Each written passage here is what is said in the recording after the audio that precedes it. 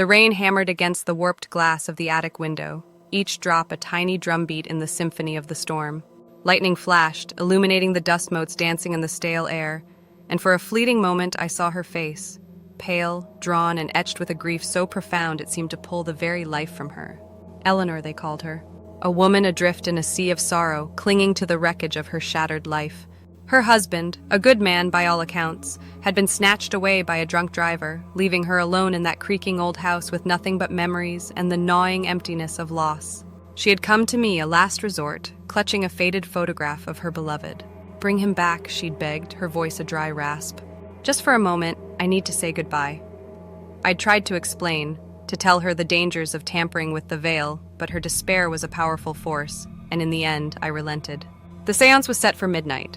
An old, scratched table, a circle of flickering candles, and the heavy scent of incense hanging in the air like a shroud. Eleanor sat across from me, her eyes fixed on the photograph, a beacon in the gloom. I began the ritual, my voice a low monotone, reciting the ancient words that would, hopefully, open a doorway to the other side. The wind howled outside, clawing at the roof like a desperate animal. The candles sputtered and danced, their flames casting grotesque shadows on the walls. And then it began. A cold spot bloomed in the center of the room, a chilling void that sucked the warmth from the air. The temperature plummeted, and I saw Eleanor's breath misting in front of her face. "Michael?" she whispered, her voice trembling. "Is that you?" A low growl, guttural and inhuman, answered her. The air crackled with unseen energy, and the hair on the back of my neck stood on end. Fear, cold and sharp, pierced through me. This was not her Michael. This was something else, something ancient and malevolent, drawn to her grief like a predator to the scent of blood. The growl intensified, morphing into a chilling shriek that seemed to claw at the inside of my skull. The candles extinguished in a sudden rush of air, plunging us into darkness. I heard Eleanor gasp, a choked sound of terror, then silence. A suffocating, absolute silence that pressed down on me like a physical weight. I fumbled for the matches, my hands shaking. Finally I struck one, the tiny flame a fragile beacon in the oppressive darkness. And then I saw it. Across the table, where Eleanor had been sitting, was a shape hunched and grotesque, its eyes burning with a malevolent light. It wasn't human. It couldn't be. It was a thing of nightmares, a creature of shadow and malice, and it was staring directly at me, its jaws open in a silent snarl, revealing rows of needle-sharp teeth. I screamed, the sound swallowed by the suffocating silence.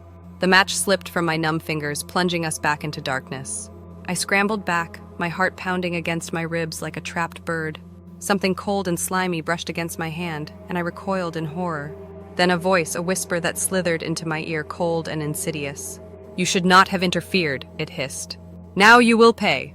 The darkness erupted in a cacophony of shrieks and growls. I felt something grab my ankle, its grip like iron. I thrashed, kicking wildly, but it was no use. I was being dragged, pulled into the darkness, into the waiting maw of the unknown. The fall seemed to last an eternity. I tumbled through the suffocating darkness, the screams echoing around me, my own mingling with the unearthly shrieks of the creature. Then with a jarring thud, I landed on cold, hard earth. The unseen force that had dragged me released its grip, and I lay there, gasping for breath, my body trembling with fear. The darkness was absolute, a suffocating blanket that pressed down on me, stealing my breath and chilling me to the bone. I couldn't see my hand in front of my face, but I could feel the damp earth beneath me, the sharp stones digging into my palms. The stench of mildew and decay filled my nostrils, thick and cloying. Panic clawed at me, threatening to overwhelm me. I had to get out of there, had to escape the suffocating darkness and whatever lurked within it. I scrambled to my feet, my hands outstretched, stumbling blindly through the oppressive blackness. Each step was fraught with terror. I imagined unseen eyes watching me, felt the brush of something cold and slimy against my skin. The silence was broken only by the frantic pounding of my own heart and the ragged gasps of my breath. Then, in the distance, I saw it, a pinprick of light, faint but unwavering. Hope surged through me, a lifeline in the sea of darkness. I stumbled towards it, my legs heavy and weak, my lungs burning. As I drew closer, the light grew stronger, revealing a narrow passageway, its walls rough and damp. I hesitated, fear gnawing at me. What lay at the end of that tunnel? Was it an escape or just another trap? But the darkness behind me was unbearable, and the light beckoned with the promise of salvation. I took a deep breath and stepped into the passage, the cold, damp air closing around me like a shroud. The tunnel twisted and turned, the light ahead growing brighter with each step. I could hear the echo of my own footsteps, amplified in the confined space, and the occasional drip of water, each drop shattering the silence like a gunshot. Then I saw it. At the end of the tunnel, a doorway, bathed in a warm, inviting light. Relief washed over me, so intense it almost brought me to my knees. I had found a way out, an escape from the darkness and the horror it held. I stumbled towards the doorway, my heart pounding with anticipation. As I reached out to push it open, I heard a sound behind me, a soft shuffling sound that sent a shiver down my spine. I turned, my blood turning to ice. Standing in the mouth of the tunnel, silhouetted against the faint light, was the creature. It was taller than I remembered, its form shifting and distorted in the dim light. Its eyes burned with a malevolent intensity, and its jaws were open in a silent snarl, revealing rows of needle-sharp teeth. I recoiled in horror, my hand flying to my mouth to stifle a scream. The creature took a step towards me, its shadow stretching out like a grasping hand. I knew then that there was no escape, no salvation. The darkness had me now, and it would not let go. And then, the creature spoke, its voice a guttural growl that echoed through the tunnel. "You cannot hide," it hissed. "You are mine now." I closed my eyes, waiting for the inevitable. But instead of the sharp pain of teeth sinking into my flesh, I felt something cold and slimy brush against my cheek. It was a tongue, long and serpentine, tasting the air. And then a whisper, cold and insidious, slithered into my ear. "You will suffer," it hissed. "You will suffer as she suffered." And then the darkness swallowed me whole. The darkness didn't just swallow me, it invaded me. It seeped into my pores, filled my lungs with its icy breath, and coiled around my heart like a serpent. I was no longer in the tunnel. I was nowhere and everywhere, adrift in a sea of suffocating nothingness. Then, with a jolt that made my bones rattle, I was somewhere else. I could see again, though the vision was hazy, like looking through a thick fog. I was in a room, small and sparsely furnished, with peeling wallpaper and a single bare bulb hanging from the ceiling, casting long, distorted shadows.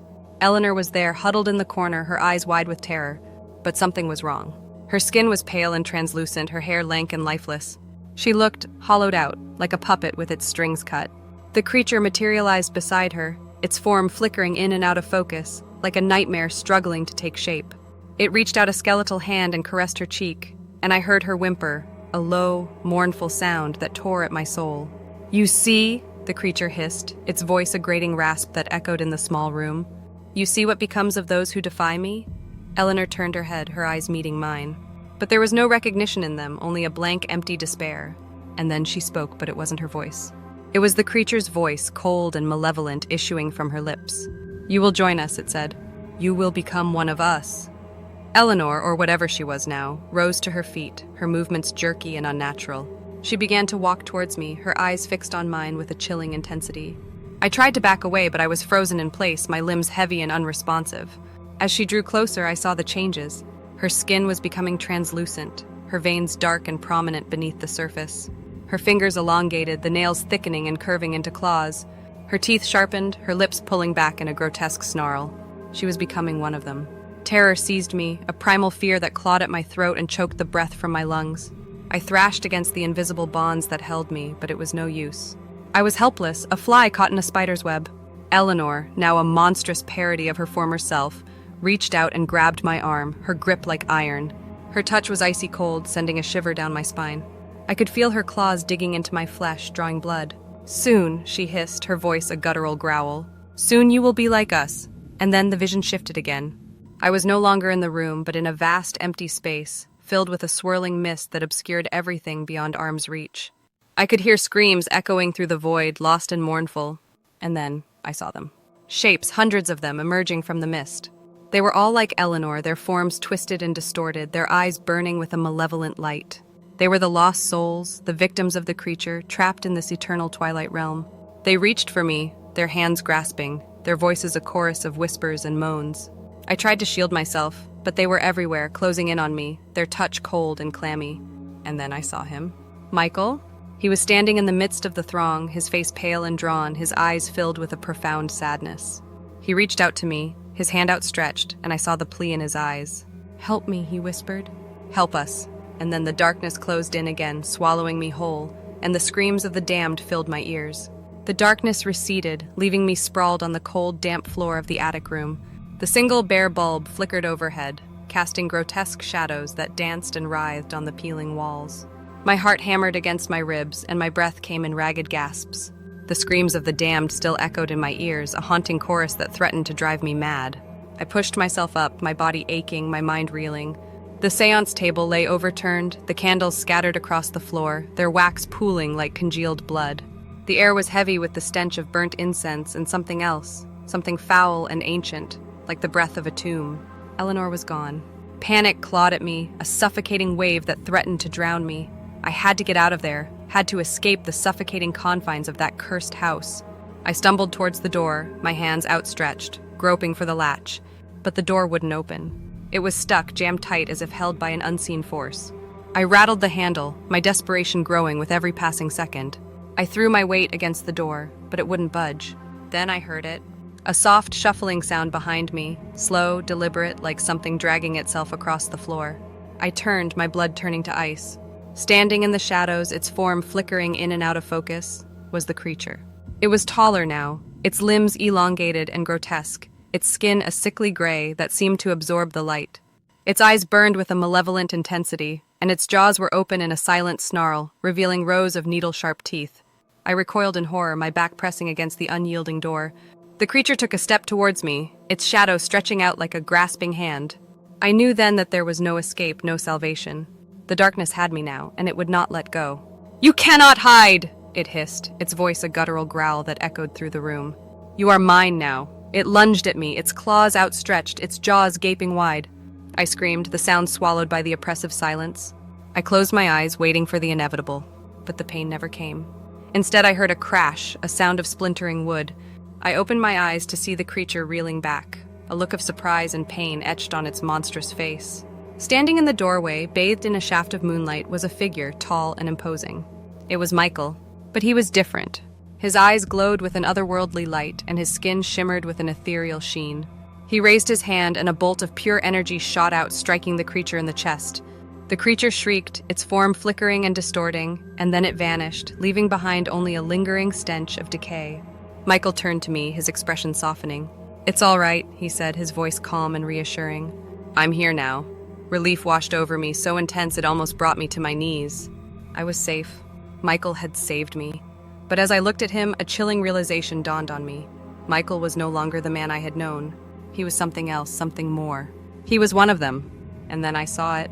Behind Michael in the shadows stood Eleanor. Her eyes glowed with the same otherworldly light, and her lips curved into a chilling smile. She reached out and took Michael's hand, her touch sending a shiver down my spine. "Welcome," she whispered, her voice cold and insidious. "Welcome to the family." And then the darkness closed in again, and I knew that I was lost. The attic room dissolved, the peeling wallpaper and flickering bulb fading into a swirling vortex of colors. I was no longer in the house, but somewhere else. A place beyond comprehension, where the rules of reality seemed to bend and break. The air thrummed with unseen energy, a low vibration that resonated deep within my bones. Shadows danced and writhed, forming grotesque shapes that shifted and morphed before my eyes.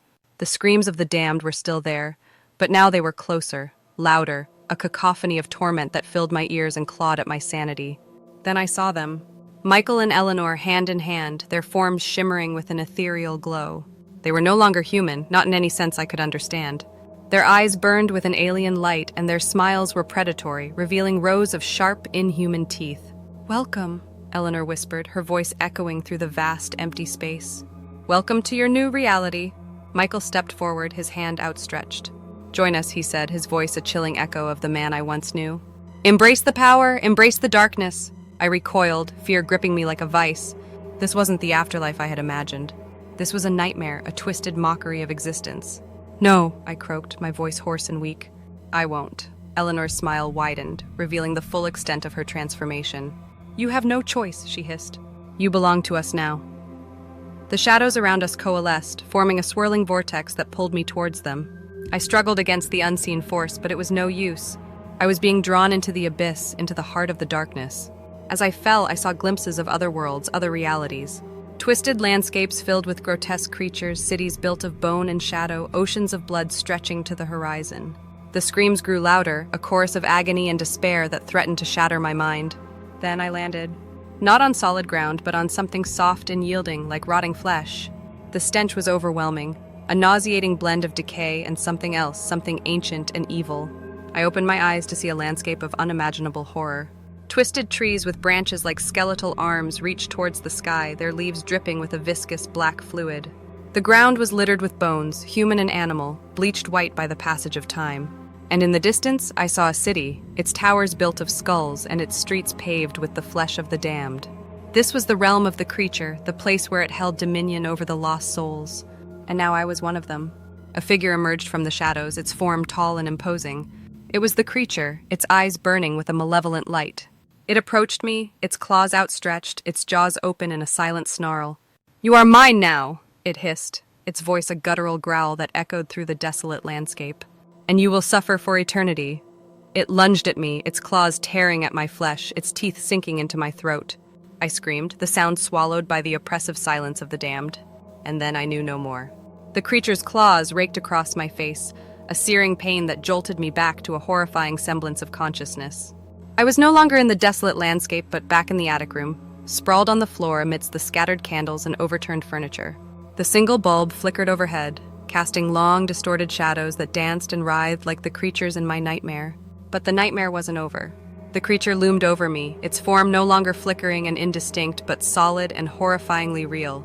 Its skin was a sickly gray, stretched taut over bulging muscles and sharp bones. Its eyes burned with a malevolent fire, and its jaws were open in a silent snarl, revealing rows of needle-sharp teeth, stained with what I could only pray was not my blood. It pinned me to the floor with one massive hand, its claws digging into my flesh. The other hand reached for my face, its touch icy cold, sending a shiver down my spine. I thrashed against its grip, but it was like struggling against a mountain. I was utterly helpless, a fly caught in the web of a monstrous spider. "You cannot escape!" it hissed, its voice a guttural growl that vibrated through my bones. "You are mine now, body and soul." Its claws traced the outline of my face, sending a fresh wave of terror through me. I squeezed my eyes shut, waiting for the inevitable, the final agonizing blow. But it never came. Instead, I heard a voice, a whisper, soft and familiar, yet somehow different. "Let him go." I opened my eyes to see Eleanor standing in the doorway, bathed in a shaft of moonlight. But she was no longer the monstrous creature I had seen in the other realm. She looked human, almost. Her skin was still pale, her eyes still glowed with an unnatural light, but there was a flicker of something else in them, something that resembled compassion. The creature turned its head, its eyes narrowing. "You dare defy me?" it growled. Eleanor stepped forward, her voice gaining strength with each word. "He does not belong to you, he belongs to me." The creature snarled, its grip tightening on my arm. "He interfered. He will pay the price."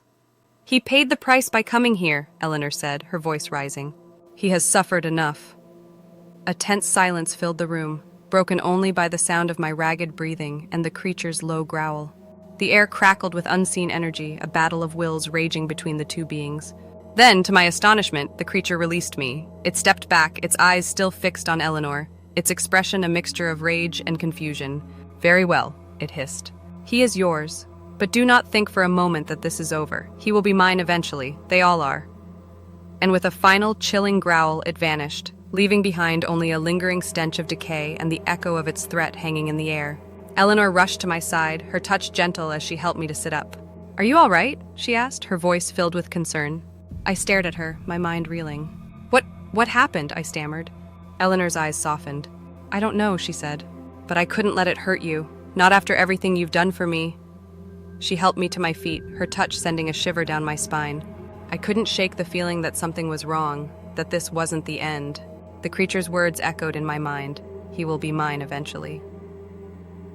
As we made our way out of the attic room, leaving behind the overturned furniture and scattered candles, I couldn't help but wonder what fate awaited me. Had I escaped the clutches of the creature, or was I simply being led further down a path of darkness and despair? The answer, I feared, was waiting for me in the shadows, just beyond the reach of the flickering light. We stumbled out of the house and into the cool night air. The storm had passed, leaving behind a sky glittering with stars and a world washed clean. But the fresh air did little to cleanse the feeling of dread that clung to me like a shroud. Eleanor led me to her car, a vintage Mustang that gleamed under the moonlight. She opened the passenger door for me, her touch still sending a shiver down my spine. As I slid into the seat, I couldn't help but notice the way she looked at me, a strange mixture of concern and something else, something hungry. The drive back to my apartment was filled with a tense silence. Eleanor kept glancing at me, her eyes filled with an unreadable expression. I tried to make conversation, to break the tension, but the words caught in my throat. The events of the night had shaken me to my core, and I couldn't shake the feeling that I was in danger, that the creature was still out there, waiting for its chance to claim me. When we arrived at my apartment building, Eleanor insisted on walking me to my door. "I want to make sure you're safe," she said, her voice soft and reassuring. I unlocked the door and stepped inside, the familiar surroundings offering a small measure of comfort. Eleanor followed me in, her eyes scanning the room, taking in every detail. "It's cozy," she said, her voice a little too bright. I forced a smile. "It's not much, but it's home." Eleanor stepped closer, her eyes fixed on mine. "You've been through a lot tonight," she said, her voice barely above a whisper. "You need to rest." She reached out and touched my cheek, her hand surprisingly warm. I flinched involuntarily, the memory of her icy touch in the attic room still fresh in my mind. Eleanor's eyes widened in surprise. "Did I scare you?" she asked, her voice filled with concern. No, I stammered, trying to cover my unease. "Just startled." Eleanor nodded slowly, her eyes still searching mine. "I know this is all a lot to take in," she said, "but you're not alone. I'm here for you." She leaned in and kissed me, her lips soft and warm. I froze, my mind reeling. This wasn't the Eleanor I knew, the grieving widow who had come to me for help. This was something else, something more. She pulled away, her eyes glittering with an unnatural light. "Don't worry," she whispered. "You'll get used to it." She turned and walked out of the apartment, leaving me standing there, alone and terrified. I closed the door and bolted it, my heart pounding in my chest. I knew then that I wasn't safe, not even in my own home. Eleanor was no longer the woman I had known. She was something else, something connected to the creature, something evil, and I was trapped in her web, a pawn in a game I didn't understand. I sank to the floor, my back against the door, my mind racing. What was happening to me? What had I become involved in? And how could I escape? The creature's words echoed in my mind. "He will be mine eventually." I knew then that my ordeal was far from over. The darkness was still out there, waiting for me, and Eleanor was its willing servant. I was trapped in a nightmare, and there was no waking up. The days that followed were a blur of fear and paranoia. I barely slept, every creak of the floorboards, every rustle of leaves outside my window sending a jolt of terror through me. I felt like a prisoner in my own home, constantly looking over my shoulder, expecting to see Eleanor's chilling smile or the creature's monstrous form lurking in the shadows. But Eleanor didn't come. Days turned into weeks, and the fear gradually subsided, replaced by a gnawing sense of unease. The memory of that night, the séance, the creature, the other realm, it all felt like a fever dream, a hallucination brought on by stress and grief. But deep down, I knew it was real. The scars on my arm, where the creature had clawed at me, were a constant reminder of the horror I had experienced. One evening, as I sat in my living room trying to lose myself in a book, a knock came at the door. My heart leaped into my throat. I hesitated, fear warring with curiosity. Finally, I crept towards the door, peering through the peephole. It was Eleanor. She looked different, healthier. Her eyes had lost their unnatural glow, and her smile seemed genuine. She held a bouquet of flowers in her hand, a simple gesture that filled me with a cautious hope. I opened the door, my voice trembling slightly. "Eleanor?" "Hello," she said, her voice soft and warm. "Can I come in?" I stepped aside, my mind racing. What was she doing here? Was this a trick? Was the creature lurking nearby, waiting to spring its trap? Eleanor entered the apartment, her eyes scanning the room. "It's good to see you," she said, her voice filled with sincerity. "You too," I managed to say. She held out the flowers. "These are for you." I took them, my fingers brushing against hers. Her touch was warm, human. There was no trace of the coldness I had felt before. "Thank you," I said, my voice still shaky. Eleanor sat down on the sofa, and I followed suit, my mind still reeling. She looked at me, her eyes filled with concern. "How are you?" she asked. I'm okay," I lied. She nodded slowly. "I know it's been difficult," she said, "but I want you to know that I'm truly sorry for what happened. I never meant for any of this to happen." I stared at her, my mind struggling to process her words. Was she sincere? Could she truly be free from the creature's influence? "What happened?" I asked, my voice barely above a whisper. Eleanor took a deep breath. "After that night," she said, I changed. I became something else. I was connected to the creature, to its power. But then, I saw what it was doing to you. I saw the fear in your eyes, the pain it was causing you, and I realized that I had to stop it." She paused, her eyes searching mine. "I fought it," she continued. "I fought the creature, I fought its influence. It was a long and difficult struggle, but in the end, I won. I broke free." I stared at her, my mind reeling. Could this be true? Could Eleanor truly have defeated the creature? "How?" I asked, my voice filled with disbelief. Eleanor smiled. "I realized that the creature's power fed on fear and despair," she explained. "But there was something stronger. Love. My love for Michael, my love for you, that's what gave me the strength to fight back. She reached out and took my hand, her touch warm and reassuring. I'm free now, she said, her voice filled with conviction. And so are you. I looked at her, my heart filled with a cautious hope. Could this be the end of the nightmare? Could I finally be free? Eleanor squeezed my hand. We're safe now, she said, her voice soft and reassuring. We can finally move on. And as I looked into her eyes, I saw the truth in her words.